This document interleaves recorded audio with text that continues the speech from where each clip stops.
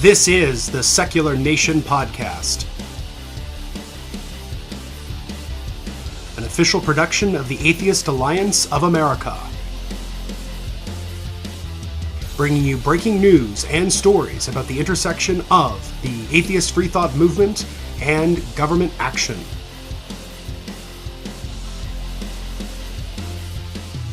Hello everybody, this is Secular Nation, an official podcast of the Atheist Alliance of America. I'm your host, Justin Clark. We have a very, very special episode for you tonight. It is all about the Dakota Access Pipeline and the Standing Rock protests. We've got a couple of people here tonight who have been to the protests, and they're going to help illuminate us on the situation that's going on in Standing Rock. First, I have with me Shanna Bupp, who is a farmer in Virginia. She went to the Standing Rock protests back in October, right?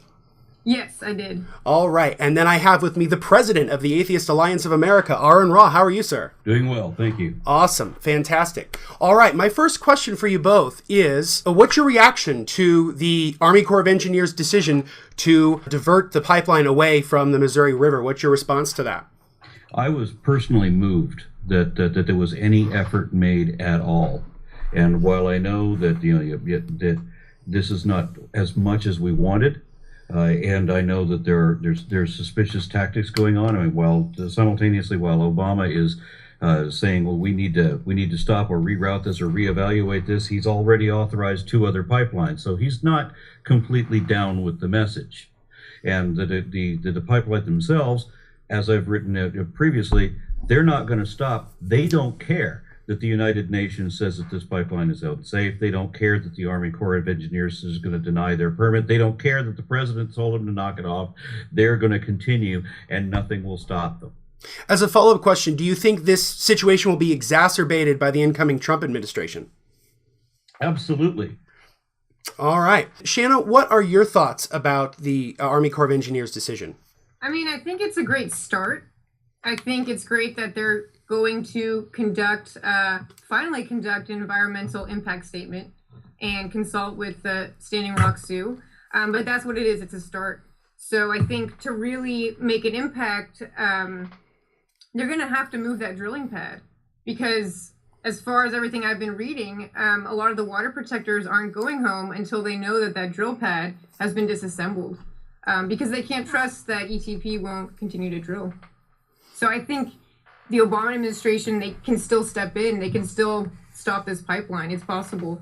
And as far as the Trump administration, I think it's just going to be harder to stop the pipeline once Trump is in office. Well, especially with who he is named as his prospective Secretary of, not Secretary of Energy, but the head of the EPA, Pruitt, who, from what I've read at least, is, I don't know what you call it, a climate skeptic. I usually just call them climate deniers. But anyway, just for some of our listeners who may have only kind of heard about this story in a cursory way, what is going on out there with these protests that have been going on for months? What is this Dakota Access Pipeline?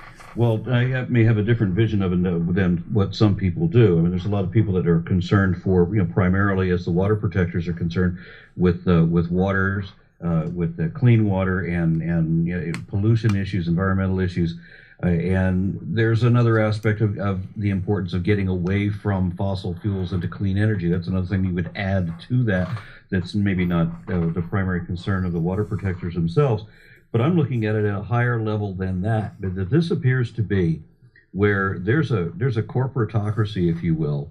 If people don't like that term, just bear in mind that we're talking about commercial entities that will not be restrained, that where corporations will do whatever the hell they want to do, and it no longer matters what we, the people, have to say about that. That's what I'm calling a corporatocracy.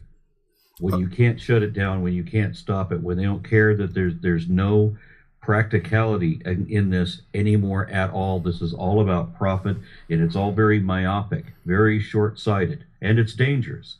We've had hundreds of ruptured pipelines. We've had, so just during the time that this protest has been going on, there have been a series of, I guess, friends have, or Tracy, who's also on this call, has the numbers of the specific number of leaks or explosions or ruptures or what have you that have gone on just while this has been going on. As a matter of fact, the day that that the Army Corps of Engineers finally released their statement on earlier that day. There was another pipeline explosion in a different location. Wow. I mean, yeah, these are not safe. None of them are. There's hundreds of leaks across the country. We need desperately to stop doing this. And it's not a matter of, oh, well, how would you rather get the fracking oil into our country? Well, we need to not get the fracking oil into the country at all. We now have all the technology we need, not waiting for it in the future. We've already got it. We can shift to all electric on solar panels and wind generators, and yes, they can outperform what we already have. Las Vegas, Nevada has already replaced Hoover Dam, which is still in operation, but they've replaced Hoover Dam with a solar farm. And West Texas has already set up wind farms. We can do this, and it's clean, and it won't blow up, it won't send radiation everywhere, and it's not going to spill through our water supplies. Good points, good points. One thing that I was thinking about today as we were about to talk, I read a what I would say is a fairly inflammatory op-ed today by a representative in North Dakota. So he's a congressman from North Dakota, and he made two pretty, I think, inflammatory claims. And either Shanna or you maybe can respond to them. One is that there was an IED that was let off by the protesters, which is a pretty inflammatory claim. The other one is that the land that this portion of the pipeline is going to be on, that would sort of go under the river, doesn't even belong to the Standing Rock Sioux. There was a treaty of 1851, the Laramie Treaty, that awarded all of this land to the Sioux, and then pieces of it have just sort of been taken randomly by the building of a dam in one place, and flooding all of this fertile land for a reservoir at another time. And all of these things have been done to the Sioux just kind of unapologetically, because that's what the United States has always done with all of their treaties with the indigenous peoples. But then it comes down to this, and you have a corporation that starts seizing private land, agricultural land, for something that maybe they could get away with it under some precedent for if it was a utility, but it's not in this case. This is not a utility. This is not even going to be of use or value to the Sioux. This is this is oil rather, that is intended to go to China. So there is no precedent, there's no justification for how they can use this land, how they can acquire the land the way that they did either. One of the other common arguments that you hear about this is how many jobs that this pipeline is going to create. Well, the problem with talking about jobs with these long-term construction projects is that the jobs are only for what I just said. They're only for the construction projects. When it comes to full-time maintenance of these pipelines, you only need at a very minimum probably 10 to 12 employees. And even then, they're often people who aren't even from the United States. This was one of the issues with the Keystone Pipeline before it was decided against by the administration, was that the company had already admitted that by the time that the pipeline was completed, there would only be about 10 permanent positions for maintenance, and those positions would be filled by Canadians. They were not going to be filled by Americans.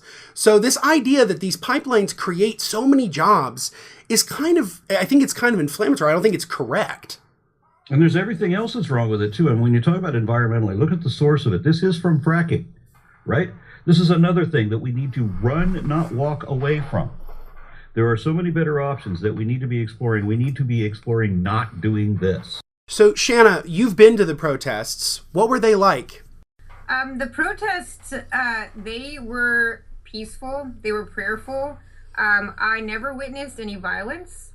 I did witness respect towards the Native people there. I think all of the non-Native allies who were there, they were being respectful, and they were taking their lead and their cue from the Lakota people. And they asked that demonstrations be peaceful. They asked that they be prayerful. And that was kind of the vibe that was emanating from the camp, a very loving, embracing vibe. And that was carried out onto the front lines, and that was also carried out to the police and the DAPL workers. As much as it could be. In my experience, I was not witnessing any rubber bullets, mace, or any other tactics, but the videos that I did see, I think if you're getting shot with rubber bullets, you're going to have a reaction. But nobody was attacking the police, And you had mentioned to me in an earlier conversation that you were arrested. What was that experience like? Yeah, so the arrest was very interesting. We were actually leaving the DAPL site at the request of the police. We were all leaving. I went back to help some elders who were struggling because it was a 4-mile hike from the road to the DAPL site. And I was trying to help them leave, and the police arrested us, told us we might get charged for fleeing, even though we were complying with their request. There was really no reason for them to arrest us. We were leaving. But like I said in our previous conversation, I believe they were trying to get as many people as they could. And they did. I think October 22nd to date at that point I think there was 140 water protectors arrested. And that was the most up to that point. And that was, clogging the jails. That was ridiculous. And Aaron, you were also at Standing Rock. Could you illuminate us a little bit about your experience? Well, I came for an interview. I'd been trying to arrange a podcast interview for a couple of months, and it was just impossible to do because at the camp itself, there's no kind of cell signal. And in regular conditions, these people are not people that like regular suburbanites everywhere else in the country sit there at computers all day and have fluency with Google Hangouts. It was a difficult thing to arrange any number of key players to all be on a Google Hangout. It got to be such a problem trying to arrange for this to happen. The people said, if you're going to want to interview these people, you're going to have to go there. And so eventually I did. It was a 1,500-mile one way to get there, but it was worth it to me to have that interview. I got the interview that I wanted. I went to the camp, and I was only able to stay one day before I could run back. And that they didn't have an action. My original plan was to go to the front line along with everybody else. But what they had going that day was an action that was reserved for the clergy. Okay. And I don't qualify. They went off site. Their action was at the state capitol to the governor's office. That's true, but while we were there was also a frontline engagement between the clergy and the DAPL people. Yeah, and when we were there, we heard them tell them over loudspeaker twice that at 2 different times that they had to move away from the bridge. Yeah. So then the clergy, they're about 100 people, and they're all different denominations, different religions. They loaded into a school bus to go down to the Capitol building to present their case to the governor. Now you're thinking about 100 clergymen show up in a school bus to the Capitol and they want to speak to the governor to plead their case. What kind of a response would you expect that these people expect that they're going to get? I'm sure they did not expect to be arrested and to have the Capitol locked down as if the Capitol was under any kind of threat. Well, this is what they've done, though. The people are just standing there. You're watching a video, and the Martin County Sheriff is over the loudspeaker going, "Stop rioting. Stop fighting amongst yourselves." And the water protectors are standing there going, "What is he talking about?" And you're looking at a video, a wide shot, and they're just standing there. There is no rioting, and it's odd. It's like the false narrative is actually happening in front of you while he's giving these edicts to the crowd, and those things are not occurring. And the reason that they're doing that, and I don't mean to jump on you there, Tracy, but the reason that they're doing that is because this is for insurance purposes. DAPL can get reimbursement for all the money that they've lost if they can claim that this was done as a result of a riot. Wow. Yeah, that's what they think. What they think. That's the plan, anyway. Yeah. All right. Now, we do have one other guest with us tonight that I'm really excited about having. It is Tracy Savage, and she is the host of Savage Science on the Jackalope Radio Network. You can listen to her show every Wednesday night at 8 p.m. Central, 9 p.m. Eastern. Thank you, Tracy, for joining us tonight. Hi, I'm also in San Diego on two stations down here with Ramona Town Radio and San Diego Sun Radio. It's Cultural Insights, and that's the other show that I do. Wonderful. So you know. Wonderful. Wanted to make sure I got that plug in there for you. Yeah. Now, you're very welcome. I got to give Tracy some credit here, too, because I gave her a call and I said, you know everything about what's going on there. You have all the connections and all the contacts. There's no point in me going if I don't take you with me. Right. And she voluntarily flew from San Diego to Dallas on a moment's notice not months in advance where the flights are cheap. No, she booked for 2 days in the future to then sit in the car for 1,500 miles one way. Yeah, on my birthday Wow. even. On Wow. her birthday. So this is how dedicated she is. That's amazing. Well, she's already shown her dedication and kindness for coming on my show tonight, on our show tonight at such short notice. So Tracy, why don't you share what you've learned about Standing Rock? I've heard you're sort of the go-to expert to learn a little bit about some of this stuff. So what can we gather from what's been going on? Okay, well, first, a couple things that you guys have talked about, and you're talking about Trump, all right, and he's getting in there. Before we get to Trump, you need to know that the former Texas Governor Rick Perry, also presidential hopeful, he has served as a director of Energy Transfer Partners since early 2015, and he owns about $100,000 worth of stock in the company. And didn't he start working for them in like 2 weeks after he left the governorship or something like that? Pretty much, yeah. Mm-hmm. Wow. And he also serves on the board of Sunoco Logistics Partners LP, which it just bought all of the shares of ETP for $21 billion. So he's trying to determine whether to place his stock in a blind trust to avoid conflicts because Trump has expressed an interest in putting him in his cabinet. Now ETP's CEO, Kelsey Warren, who's the person who's been, the person that's behind all of this. DAPL is Dakota Access LLC, and that is a Texas-based company. They're the ones that are facilitating the pipeline. That's their project. And they have a bunch of subsidiaries underneath them that they hire, like subcontractors. So basically what's happening is, even though ETP is not a controlling faction anymore, they're basically absorbed into Sunoco, but it's all really the same thing because it's what they call a family company. So they all have like a big family of all these companies. But in the late 19th century, we would have called that a trust. That's exactly the way that you would view this. And what's happening is all of these pipelines all over the country are sort of like, it's very incestuous. They're very related to each other. Now, Hess Oil is also involved.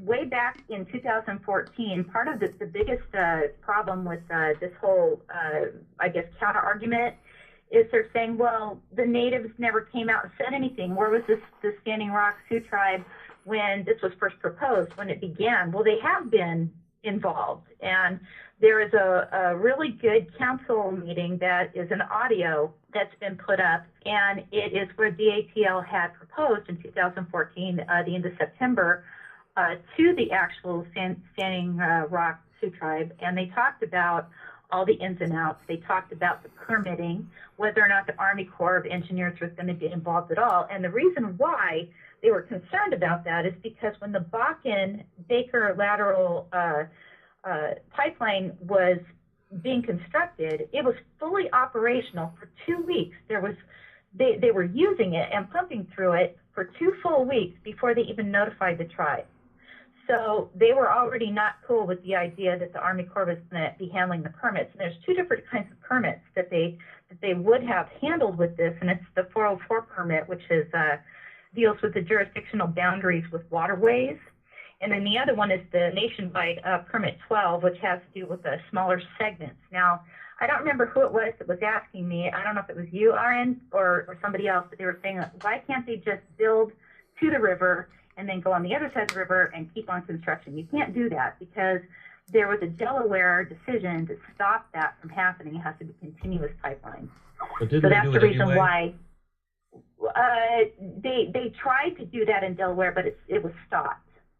So that particular project, it was a Delaware Riverkeeper network that was involved with that. So the Riverkeeper lawsuit changed all of this. So when you're talking about permits, there's so much more than just a permit. Like, you don't just give them a permit. There's different permits for different things. Now, Jack Dalrymple is the governor of North Dakota. He also is the chairman for their industry commission. And that industry commission is what regulates the pace of oil and gas export in the industry itself within the state, because they issue the permits from the state for these things to be built and to be operational. So you have got Kelsey Warren, and he's donated millions of dollars to super PACs and to the GOP, and that's according to the Center for Responsive Politics. And then you have this other sort of back and forth with these Republican, and it isn't just Republicans, it's Democrats too. They have got their hands dipping into the oil fund. The big oil has really spread this money around everywhere. But in particular, these states are red states, so you're going to see more of the Republican, interest. Now, as far as this new cabinet that's coming in, you just mentioned Pruitt. And Pruitt himself is in the middle of a lawsuit with the Environmental Protection Agency. So that's interesting. And I think the biggest thing you could say about him is he's going to take the EP out of the A, if he gets in there. So he's another one that's completely, involved with a conflict of interest within this situation. And so when you think that they want to just let this ride, or what was it that Obama said, let this play out? I think he's like kicking the can down the road to the other administration.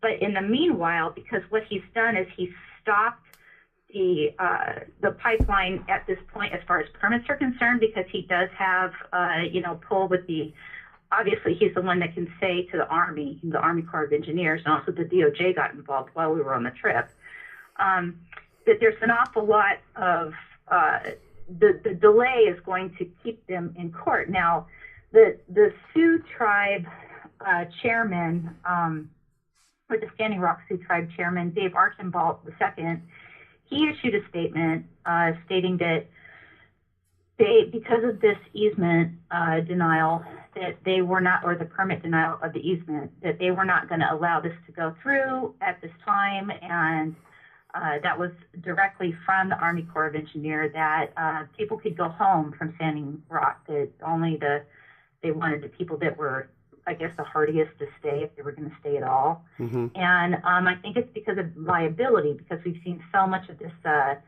escalation of violence from the law enforcement that's there, the presence that's there. So I think that what he's trying to do is he's trying to de-escalate by having less people there that are like outside support. And there are people just digging in their feet because they know that this is, that the Army Corps is going to turn around or not the Army Corps, the DAPL is going to turn around and drill anyway. They're not loading the pad. The pad is still there. And they have even issued several statements, including the senators from that state, that they are in full support of them going ahead with the project. Whether they move it up north, again, it doesn't matter, because it's still going to pollute wherever it's at, because the nature of these pipelines is that they're going to corrode because of the stuff that they put through them when they flush them, and also the chemicals that they use, like benzene and whatnot, to make the crude movable, because it's sludge. It's like peanut butter. They can't get it to move. So it doesn't matter really where they put this pipeline. Of course, like Arn said, it's going to leak. Yeah. And the problem is that to reroute all of this to go back up to the original pipeline by Bismarck, it's kind of karma for the Bismarck people who said they didn't want it. But I believe, my personal opinion is that DAPL is going to go ahead and try to drill underneath the river. There's a bunch of financial impact that's going on here too. Now, with regard to these delays, they've already cost Energy Transfer Partners more than $450 million. And that's what they said in their court documents last month. And the continued delays are about $83.3 million per month that it's delayed. Now, the Army Corps of Engineers doesn't seem to be too sympathetic about any of that, because basically they told them that it was at their own risk in the very beginning, because what I was telling you about the two different kinds of permits that were being issued, it's all contingent on what's going on. Now, they knew that environmental assessment, quote unquote, that they had in the beginning was not kosher. It was not done by the EPA. It was done by Dakota Access LLC. They wrote it, and the Army Corps of Engineers published it. Then the document is public. It's easily accessible on their document cloud. So there's a lot of public policy end of it that we're trying to sort of unpack here, but we're also trying to unpack a little bit about what it was like to be there as well. And so, Shanna, what inspired you to go out to Standing Rock, and could you go a little more into detail about what you experienced while you were out there? Sure. Well, part of being a farmer to me is being a steward of the land.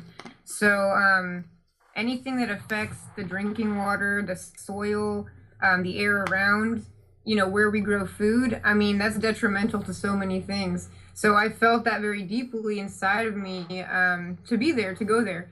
But also being a farmer, you're super busy, so I was only able to go for a week. But upon arriving, it was almost like coming home in a way. People were so open and so loving. And if you needed help, you didn't even get a chance to ask for help. Someone might just see you struggling with something and they're there to help you. My first morning there, they were like, "Have you eaten breakfast yet?" And I was like, "I haven't." And they're like, "Come with me."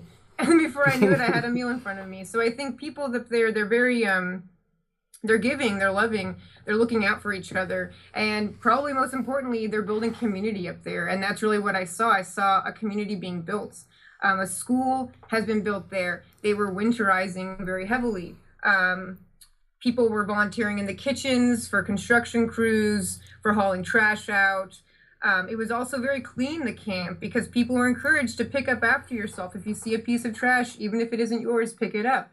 So it was really amazing to see a type of intentional community form up there that included, tribes from, I think at that point, it was over 250 nations, as well as non-native allies. So it was a really beautiful thing. That's fantastic. I've read that they are actually looking to, I'm not exactly clear on this, but they're looking to build, I think, a community center there, something to mark what Standing Rock is, a permanent structure and a gathering place for Native people to come together and to celebrate what Standing Rock, has become. That's fascinating. And I guess my next question, and this will be both for Shanna as well as Aaron, what is a water protector? We've heard a lot about this in the news, and some who are not as well acquainted with Native American culture or with what's going on at Standing Rock maybe hear that, but they don't really know what that is. Shanna, could you just give me what what your sort of view of that is, and then Aaron, could you give me yours as well? Sure. I think a water protector is somebody who cares deeply for our Mother Earth and who is willing to put themselves on the line in order to protect her. I also believe that we all inherently are water protectors because we all come from water. I just think some of us might not have discovered it yet. Trump, I think he's a water protector. I just think he doesn't know it yet. So I think by connecting with each other and cultivating that inside of ourselves, we can all come together to protect Mother Earth. And I think using the words water protector rather than protester, I think that's a big thing too, because protester has a lot of associations attached to it, but water protector is something that we haven't heard before, and it's like I'm going out there to protect something, not just to protest it, because obviously the pipeline is being protested, but more importantly, I'm going out there to protect it.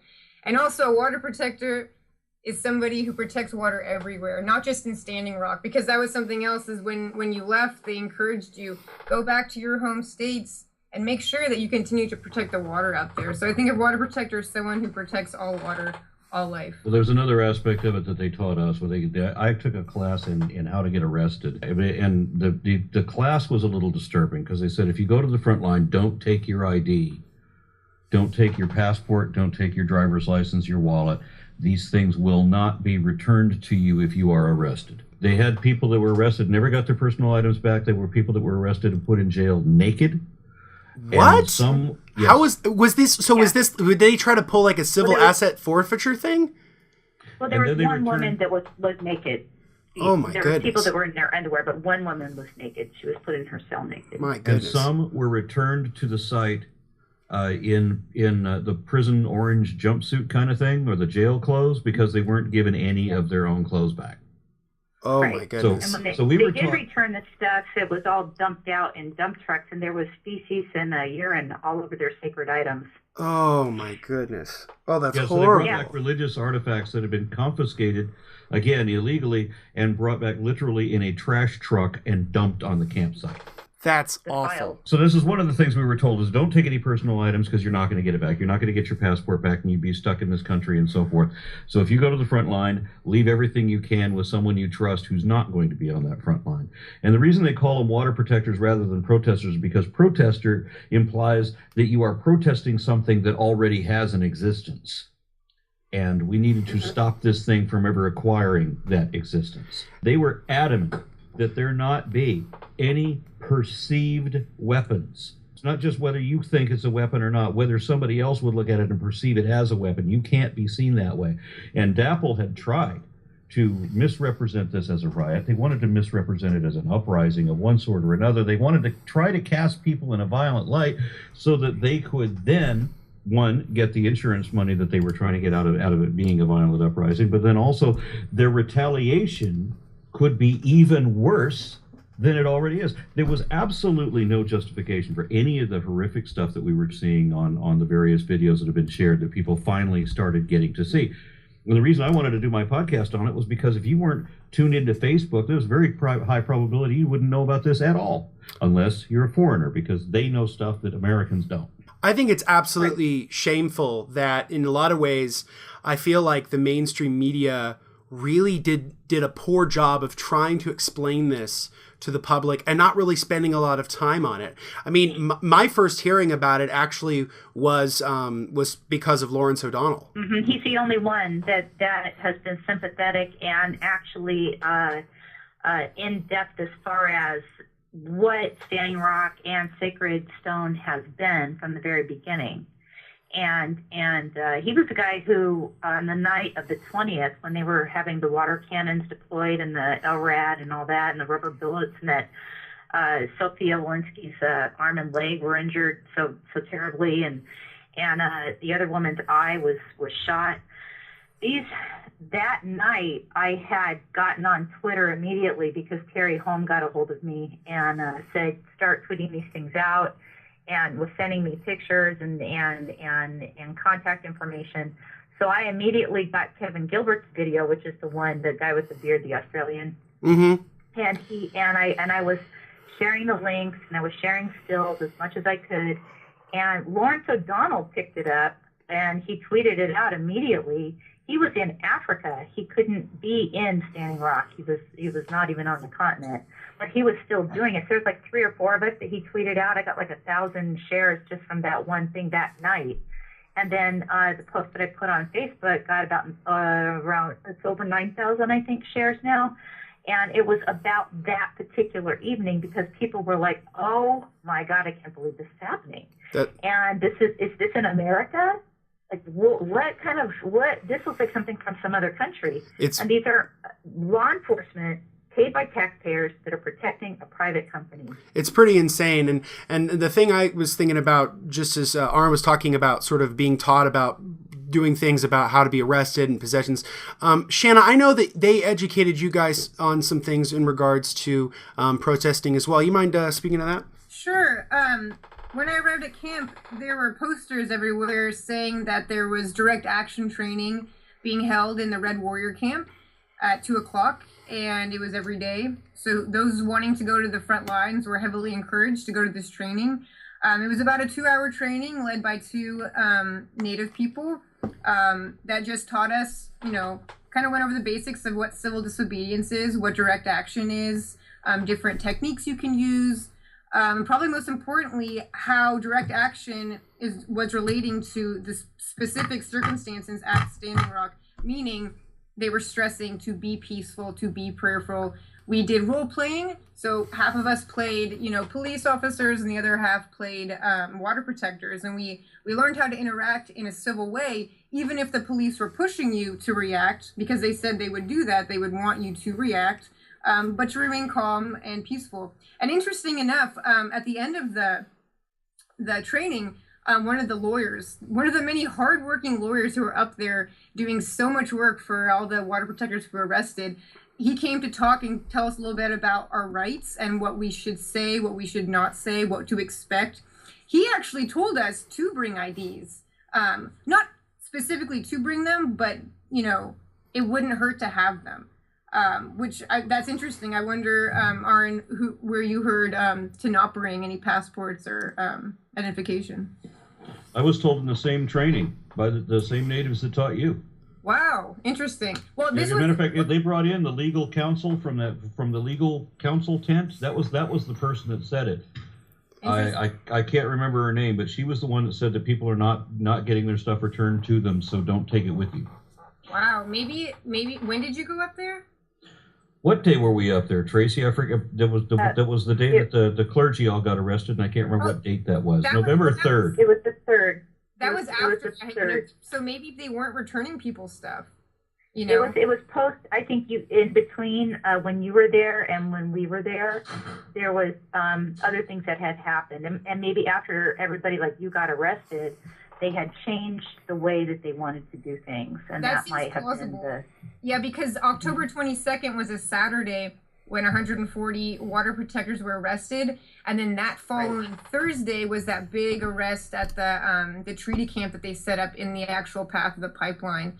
Right, that was the original site where the dogs were led on the people. Shauna, you were one of the 140 that was arrested all in the same day? Right, on October 22nd. That was we didn't know how many people arrested. We kept hearing numbers go up. I was in jail for 3 days, so I didn't know until I got out that the final count, I believe, was 140 on that day.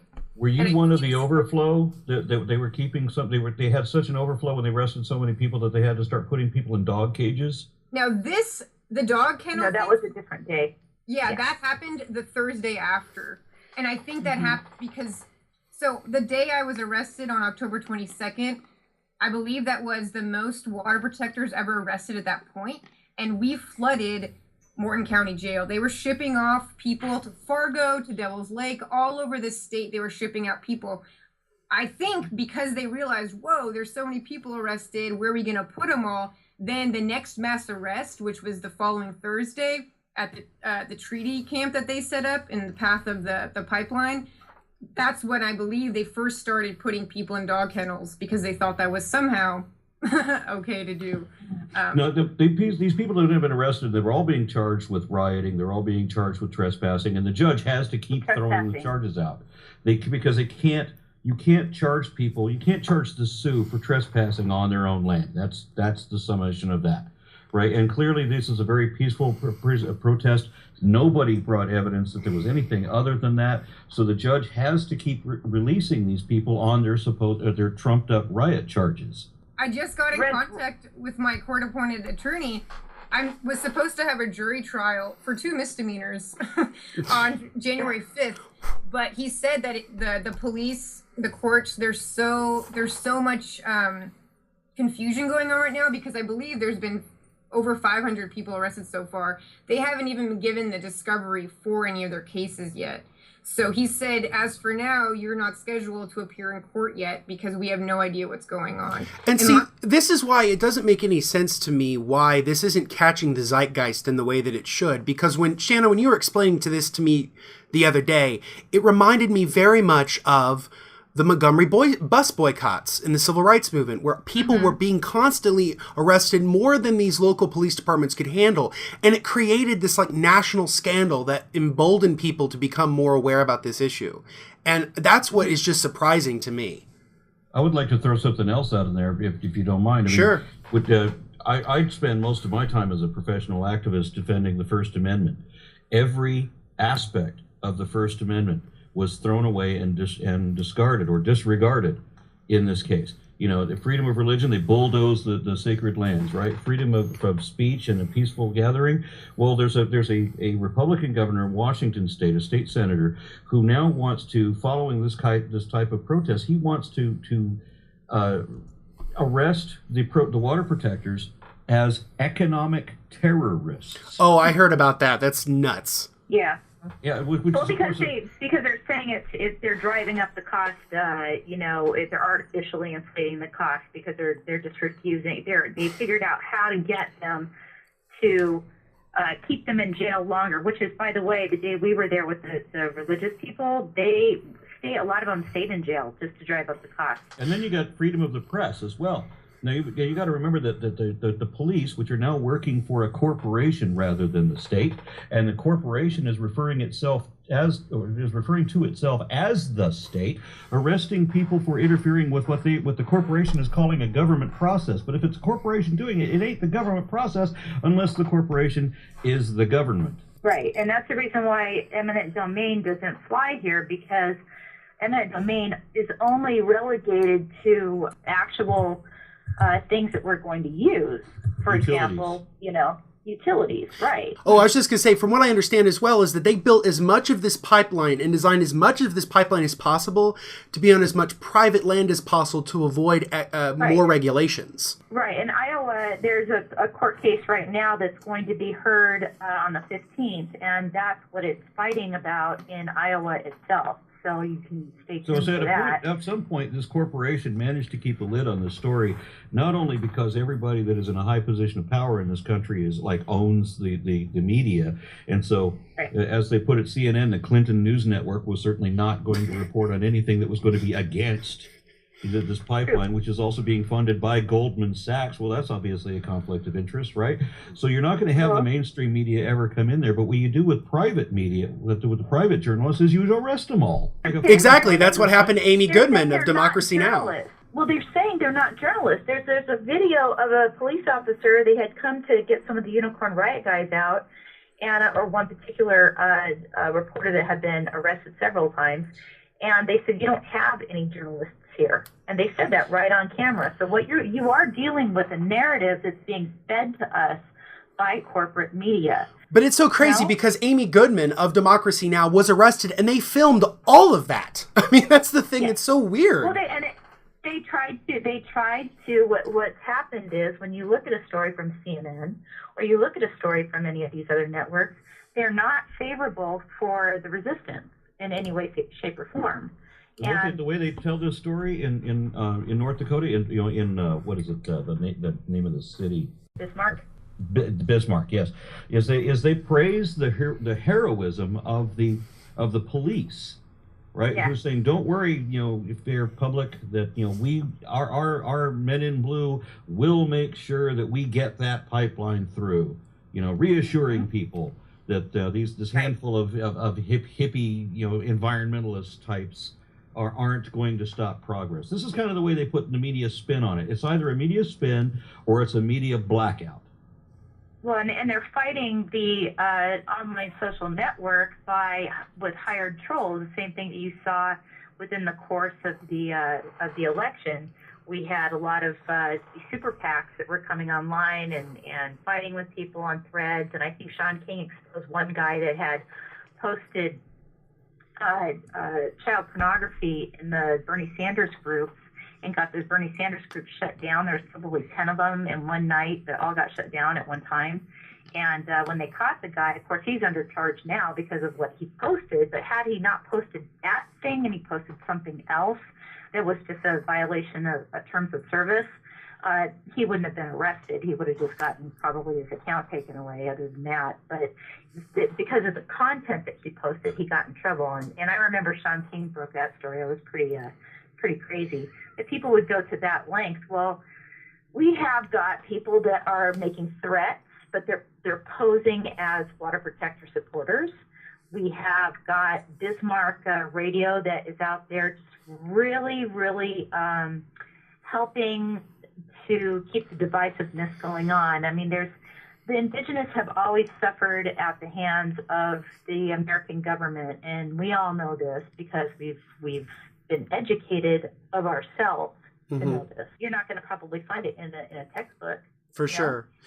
What I was going to ask Aaron was, as a man of science, as someone who has deeply studied the issues regarding, whether it be paleontology or archaeology, one of the things that was one of the claims that this representative, Kevin Kramer from North Dakota, made was that, I will actually quote him directly, he says, quote, "The pipeline's route was also studied and ultimately supported by the North Dakota Public Service Commission, on which I formerly served, the State Historic Preservation Office, and multiple independent archaeologists." I mean, The other thing that I heard was I read an interview of a Native woman saying that, but yes, yeah, they may have said it was okay, but they are archaeologists sort of trained by what she sort of called the colonialist framework. How do we really know what Kramer is saying here is accurate? Because I don't think he's right. They tried to do an injunction. The Sioux tried to do an emergency injunction, and it may not have been the most strategic choice, but they tried to use the desecration of sacred burial grounds and sacred lands as their reason for the injunction, just to stop it by any means that they could come up with off the top of their head. And what ended up happening was that the court case was postponed slightly, I think by a week or whatever, and then bulldozers were directed to the very location they were supposed to protect and destroyed the land on purpose, so that when the, quote, archaeologist, quote, would show up, he would see bulldozed land and say, well, nope, I don't see anything here, and that's it. But the people that were the actual archaeologists who were supposed to be the ones that were supposed to go on land were blocked from going. Not even allowed to go do their inspection. There's a 106 process that they have to go through. It's the NHPA, and it's the Section 101, where there's 4 steps that have to be done first before they can go forward with any of this. And they had alerted the APL of this in that 2014 Tribal Council presentation when the APL was presenting it to them.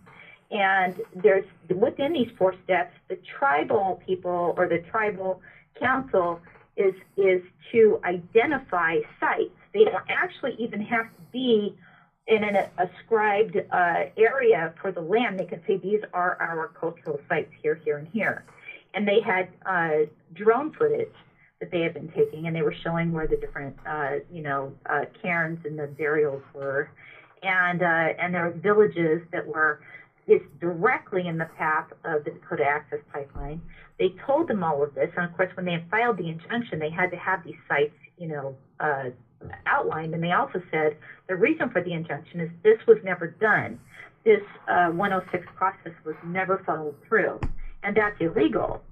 So what Boasberg did, the federal judge, he held it over for a week, and then in the meanwhile, they knew where all of these sites were being outlined, and then out of nowhere, here comes a bunch of bulldozers, and then when the archaeologist showed up there, the guy that you're talking about, Kramer, I don't see anything here. That's what I figured as much. I mean, I just read this editorial today, and I kept going kept reading his points, and I was just going like, where's your evidence? I mean, I know it's an editorial, but like he doesn't have hyperlinks or anything to any sources that he's trying to cite. So it just seems like it's inflammatory. I mean, his whole piece is about how the Obama administration doesn't respect the rule of law and stuff like that. He knows that there's 66 village sites along the Missouri River, and that one is directly under.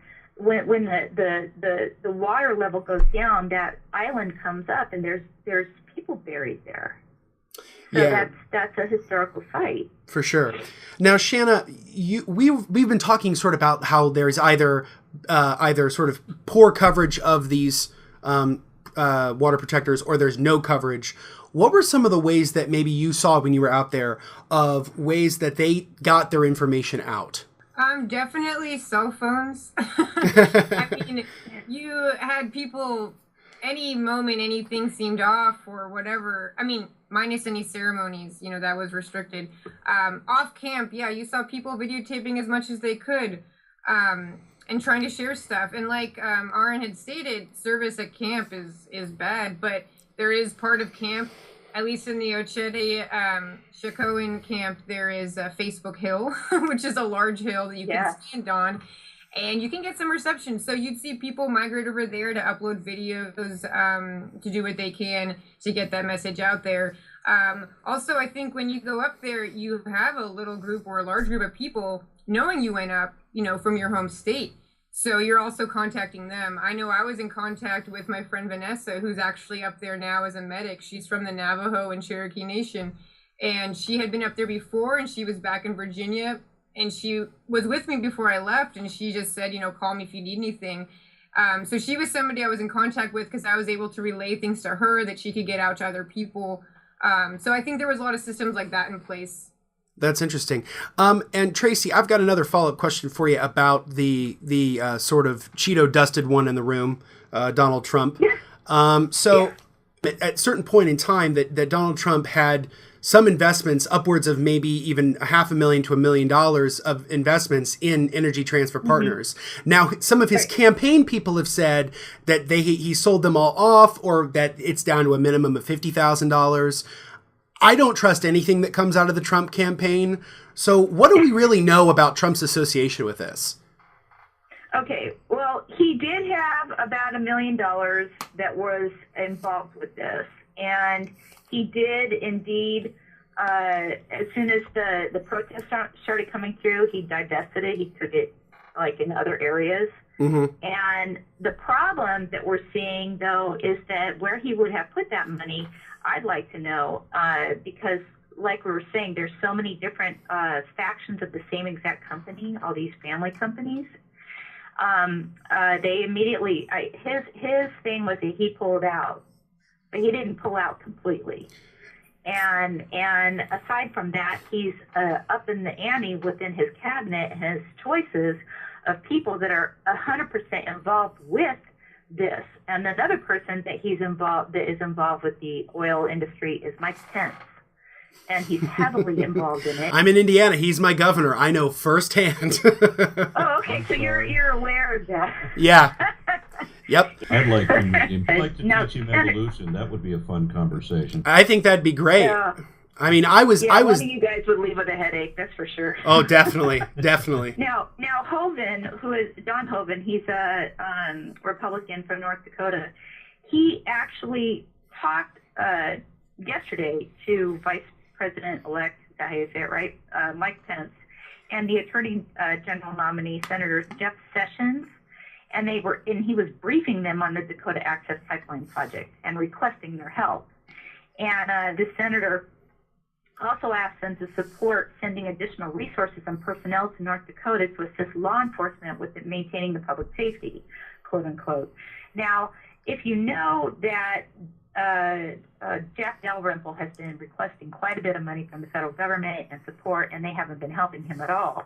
And he had to get $7 million, which Kelsey Warren has been helping to make sure that the funds are there to get these other forces paid that are coming from other states. Dalrymple declared EMAC so that he would be able to get other law enforcement, and also to bring in the state National Guard. So you don't have just Morton County Sheriff there. You've got all these other states that have their law enforcement who have come in to help them out. Plus, you've also got the National Guard, which is heavily militarized, and you saw the presence there because they're in armored vehicles. Those aren't, when we came up, they had roadblocks that we were rerouted a couple of times. What, 2 times, Aaron? Yep. Would you say 2 times? And so, and I got some pictures through the windshield of them. And these are not, we had one trooper that was talking to, or National Guard that was talking to us, and the trooper came up, and he was super rude. He was like, "You've got a GPS. Use your GPS," you know. And she was being really nice about explaining on how to reroute to this little, what did you call it? A goat trail? Is that what you call it? That's what it looked like to me. We ended up on a road that was barely perceptible as a road. It was just, it's a dirt road, and I'm very familiar with dirt roads, but it's a dirt road that was so vague it was hard to tell that where you're still on the road and when you're just wandering over the field. And well, we didn't wander. We had to go back. And I was surprised at one point. We're driving over 20 miles of essentially just dirt, right? And not just dirt road, but often it's just dirt. And then a half a dozen semis come the other direction at 60 miles an hour on this, like I said, this little chintzy-ass goat trail. Why are semis on this kind of road? And of course, they're all carrying pipe. Wow. And going fast. They were, and they were not a truck length apart. I know that they weren't. It was one after another, and by the last one, it was so cloudy. I was thinking, we're just going to die. And this was after it had been deemed. North Dakota. This was after it had been deemed that the permits that they were working with, that DAPL was working with, were not authentic, and so they were supposed to have stopped working. But of course, they didn't stop working. This company never stops working. They don't give a damn what anybody says. They're going to push this through. We saw them doing construction while we were driving. We took pictures and video of it. Shanna, I got a question for you. Did you see any of the psyops kind of stuff going on? The crop dusting, the running the spotlights on the helicopters at night on the people trying to camp, the setting the fires around the camp, the snipers in the hills, any of that? Did you see any of that yourself? The crop dusting, I heard that was an unverified rumor. A lot of that happened after I was gone. The only thing that I can attest to was going to sleep at night. You were woken up by aircrafts flying overhead multiple times. I didn't even think twice about it until people started to point it out. I'm like, oh yeah, what are those aircrafts and why are the lights off? So yeah, besides that, and snipers in the hill, when we went out for the action on October 22nd, there was no snipers that I saw on any hills, but there was definitely DAPL helicopters and police helicopters and drones flying overhead, getting pretty close to the ground too, and we believed was to try to, record people's faces when they were looking up, is what we were thinking. It was right after we left. Too. It was right after we left. When they started doing the crop dusting thing. That's what it was. It was right after we left where they started dropping chemicals on the campers at night. And of course, they don't identify what the chemical is. This is just to terrorize people, essentially. Well, they had sprayed corn oil on the field where, you remember right across the street, and I'm sure, Shanna, you saw that. There was the burned area that was on the hill. It was across from the camp. When did that take place? I want to say that might have been after her when they set that fire. Okay, all right. So they had trucks driving around dropping corn oil in the fields, and then of course it conveniently catches fire because that's what happens when you pour corn oil for a day or so on an open field for no damn reason. Well, they shot flares into the hay bales. Okay, so then they're trying to burn people out. And then the fire went the wrong direction. But because they had all the roads blocked and everything, it took 7 hours for when they realized that, we need to put this fire out because it's going the wrong direction. It took 7 hours to get anybody out there to... Yeah. So they were trying to create like a siege by fire? Yeah, there's everything about this. Everything about this is criminal corruption. Wow. And this is all against the U.S. government. I've never been so disappointed in my country in my life. Standing Rock was... while all of this was going on, I don't know about the current situation, but when Shanna was there, when we were there, it was the most important place to be in this country. I couldn't agree more. Shanna, how do you feel about that? Did you feel that sense of importance when you were there, the weight of what this was? Oh, definitely. I think most importantly because this is an indigenous-led movement. This is happening because of the first peoples of this country. And they're coming together to call for a change. That's what I think is the most important thing about it. I think it was powerful to be there. You felt it in the air, and you felt it from the people around you.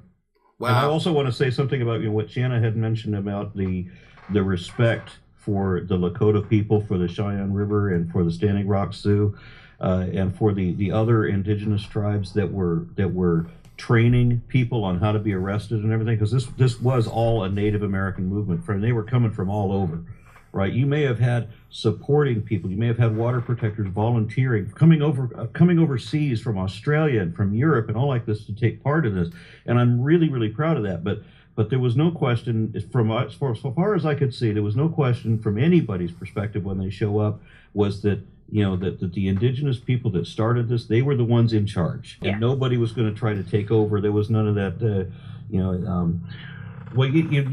Avatar story, the Pocahontas story, the White Knight story. None of that happened. No. Well, and it was started by children, not children, but youth in July of 2016 this year, and the name of the group is called Respect, R-E-Z, Respect. Yep. And our water. And what they did was they ran cross country. It was a spiritual run from North Dakota to Washington, D.C. to present a petition, a protest of the construction of the Dakota Access Pipeline to the U.S. Army Corps of Engineers, and they were suing for an injunction at that time on the grounds that the U.S. Army Corps of Engineers had failed to conduct a proper environmental and cultural impact study. What we were talking about with those processes, the 106 process and the EPA actual report from them, neither one of those things were done. So they've been asking for this since way back. This is what is, to me, the most amazing part of this is the narrative that's been put in the news is that they just showed up and decided that they wanted their land that they didn't care about, and all of a sudden they just want to fight about it. And there's a bunch of hippies there that are helping them.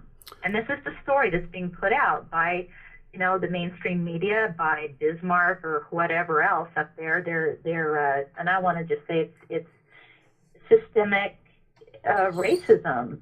They have found a way to be able to get the resources glean them off of the tribal lands, and this is not just here, it's in the Navajo. They are suing for $2 million, the U.S. government, for the water that they can't drink because of their mine pollution that's there and the fracking water problems. And they've been doing it on tribal lands for a long time. So you think about that for a second, right? Why would they want to put these pipelines and they would want to go through uranium mining and fracking on indigenous lands so often? It's because nobody really pays attention to what goes on. You don't have reporters that are going to go there. The majority of Americans just say, oh God, what we did to the Indians is just terrible. And then that it stops right there. If they even have that sympathetic effect. So it's a perfect storm to find this environmental racism that's happening in lower demographics. If you look at Flint, they still have crap coming out of their faucets. And this is to say nothing of the Navajo. This is to say nothing of the Navajo situation, where they're even worse. Right, Virginia, they've got that's the lawsuit that they just filed this week. So that $2 million they're trying to get the U.S. government to, I guess restitution. But in the meanwhile, how many lives are affected? Now, this is the Missouri River. This water source goes to about 18 million people. So the mother load, if this, leaks at that point, goes to the Sioux and then downstream. And the other thing that people don't also talk about too, and it's something that I told Shannon in a previous conversation, because I took a class on water sciences in college, and one of the things I learned about was the Ogallala Aquifer, which is the largest aquifer in the United States. And the Keystone Pipeline and the Dakota Access Pipeline go directly over the Ogallala Aquifer. If there was an oil spill, we would have truly catastrophic natural disaster. It would literally kill agriculture in the Great Plains, as well as suitable drinking water, bathing water, any kind of irrigation. It would be disastrous for the United States. So it's no surprise that our beloved former governor Rick Perry is involved in this, because the very first thing he did as governor was to attempt to store toxic waste into an aquifer that fed 4 states. Oh my goodness. Well, that's Rick Perry for you. Yeah, it is. That is. Well, guys, this is extremely, extremely illuminating for me. As someone who wasn't as well versed in these issues, I tried to study up as much as I could before our chat. I have learned a tremendous amount. I just love to get some final thoughts. Shannon, what are your final thoughts tonight? I would just encourage people who are following, or maybe who have discovered through this podcast about what's happening in North Dakota right now with Standing Rock, to stay aware, to know that the pipeline is not dead yet, that it still needs to be denied.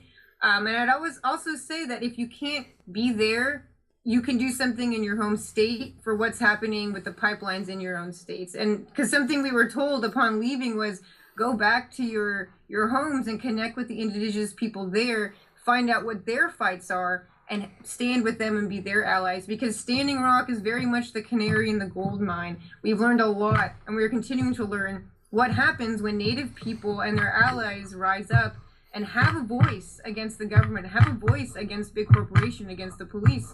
So we're seeing what can happen when we join together in peaceful and prayerful ways. And I think that can be replicated in many different ways across this whole country. So what happens when that happens? You know, I don't think they can stop us. And I think it will encourage people to form community and join together and move towards renewable infrastructure. Agreed. Aaron? I have to back up what she says perfectly. I mean, this is a grassroots movement, and there's a lot of different ways that you can attack this. But the interesting thing for me is that we have people that only think about their next fiscal quarter. They don't give a damn about the environment. Remember, they're going to willfully pretend, that climate change is not anthropogenic. Right? They know that it's real. When the polar ice caps were undeniably melting, they didn't admit that this is evidence that global climate change is actually a thing. Instead, they said that this is God clearing up new places to drill for oil. So in this kind of irrational argument, what you've got is an impasse. And this is going to be an interesting impasse because it decides where the United States goes. If the American dream is anything more than just a dream, then there's going to be an interesting result out of this, because this is where the corporations, as I said, are going to do whatever the hell they want to do, and there's nothing that we, the people, can say about that. And this is the impasse. Do we do the right thing, the thing that everybody else on the planet knows is the right thing? Does Obama say, fuck this shit, I'm shutting it down? Does he grow a pair and do something at the last possible minute?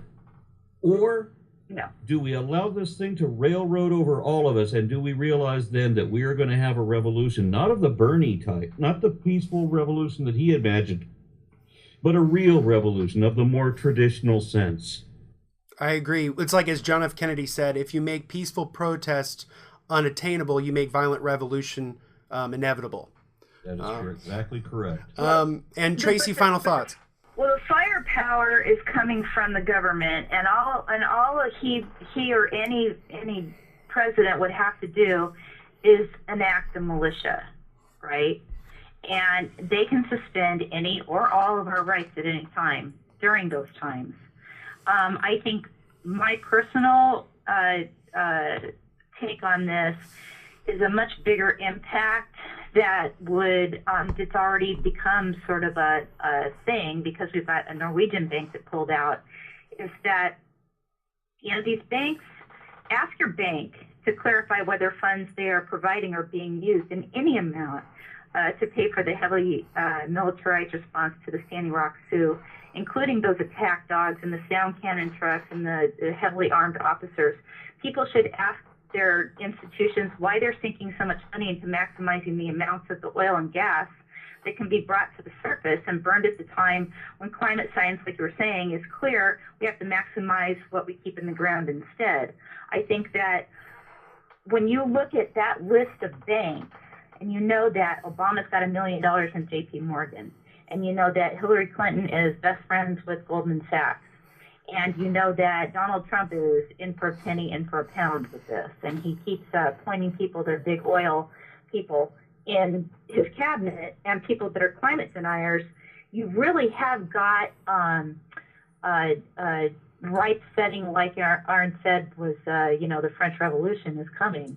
And I don't want to see it get to that point. I would like to see it be an economic thing where you take your money out of the bank. Wells Fargo's involved. You have your money in Wells Fargo, take your money out, put it in a credit union. We have got that Norwegian bank that already pulled out, so now there's not 17 banks, there's 16 banks that are funding this, and this is out of this country and in this country. So you've got, a British bank, you've got several other European banks, you've got Asian banks, but we also have American interests. So know where your money's at and hit them in the pocketbook, because that's what funds these pipelines, is money that comes from us, the taxpayers. So I don't really know how racism is going to get fixed in this country. I really don't see that happening anytime soon. But I do see us having, you got to have your money somewhere, so put it someplace that is not funding these things. And yeah, pipelines, they're everywhere. This is going to go all the way through down to the Gulf. It's going to be refined, and it will be shipped out. It is not helping us decrease our oil dependency, which is the argument I keep getting. And about the thing about Trump getting in there, because you know Obama's not going to do anything between now and then. What's happened now, and I think with the statement from the chairman, I would say that it could be up to a couple years even with an environmental impact if you've got that, people all eyes are on this, and it's not going to be forgotten. So I think the thing is twofold. You have that happening. People are paying attention to hey, what is our government doing? Who's funding our government? What's our governor doing? What are these senators doing? How are they getting their money? Why are they involved in this? Why do they not care that the drinking water is going to get poisoned? That's the first thing. And the second thing is what you're doing right now. You are providing journalism from the ground. And that's what this is about. We have to reinvent journalism and how people get the news out. And this, when people said that the internet was making people more antisocial, not true. You have, Shannon was right there. She went, Aaron, he was right there. He went, you're not there. You're in what, Indiana? Yeah. Justin? Yes. Okay. But you know about this. How are we all talking about this right now? How did all those people and those vets end up there? It's because we connected. So the internet isn't making us antisocial. The opposite has happened. Corporate media has driven us closer together because the common man is actually the person that makes the decisions in this country. So if you can make your decisions with your money smart and don't support these corporations that are screwing you over and trying to pollute, the country and the world, then I think we might have some sort of a fighting chance to make a big, huge change. I didn't even thank the thousands of U.S. military veterans who showed up in solidarity to defend, the Lakota people, because these are U.S. veterans who are now going against their own country for what they know is right. And whatever dismissive attitude people might have had for the local tribal people, if this ever was just a racial thing, there was no way that this sign of solidarity could be ignored. None of the news media could avoid this story anymore. So the only reason that any action, I think, ultimately happened at that last minute was because the cavalry showed up to save the tribes. I couldn't agree more. And Tulsi Gabbard got involved in it too. And we have to give props to Bernie because he was the first one to start screaming about the environmental impact study not being done and tried to attach that onto an amendment for the that BS approval that Imhoff gave to the Army Corps of Engineers way back. And it wasn't even a proper permit in the first place. But, Bernie, being Bernie, he's been doing it his whole life.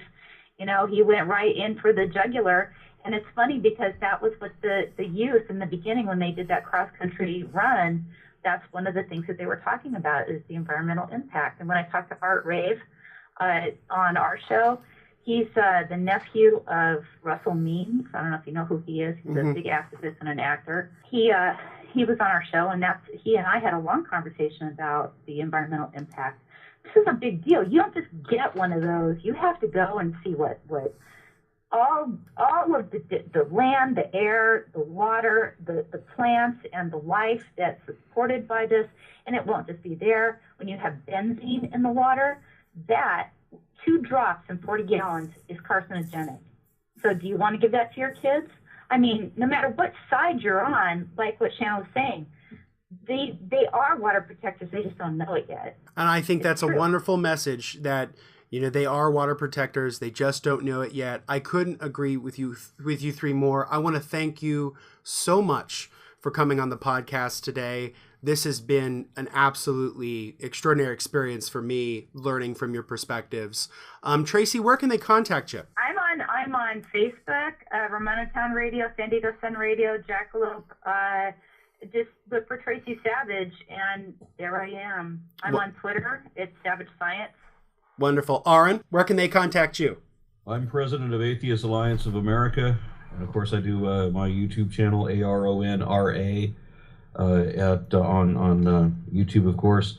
And you just type in ARONRA, you'll find me pretty quick on Google. And his YouTube is fantastic. I mean, just as a quick aside, his Refuting the Irrefutable Proof of God series is essential viewing. It's so good.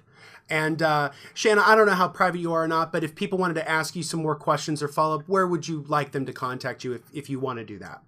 Sure. I mean, they could email me, shannabupp@gmail.com. Or you could look up Sullivan's Pond Farm. We are in Wake, Virginia. We make goat cheese.